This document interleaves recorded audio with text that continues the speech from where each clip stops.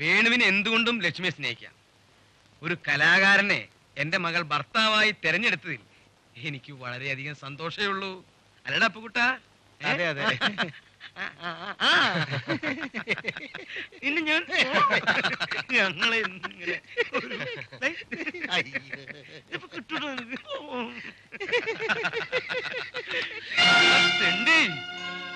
നിനക്ക് എന്റെ മോളെ കിട്ടിയുള്ളൂ അല്ലേ? എന്റെ സാമ്പത്തിക ചുറ്റുപാട് എന്താണെന്ന് നിനക്കറിയോ? ഈ സമൂഹത്തിലെ വെയിറ്റ് എന്താണെന്ന് അറിയോ? ഇതൊക്കെ പോട്ടെ, നിനക്ക് എന്തെങ്കിലും അറിയണം പട്ടി? അതെല്ലാം അറിയാവുന്നോണ്ട് ഇവൻ ലക്ഷ്മി കുഞ്ഞിന് കൈവശം കൊടുത്ത് മയക്കെടുത്തത്. നിനക്ക് എത്ര ആവശ്യമാണ്? അനാവശ്യം പറയരുത്.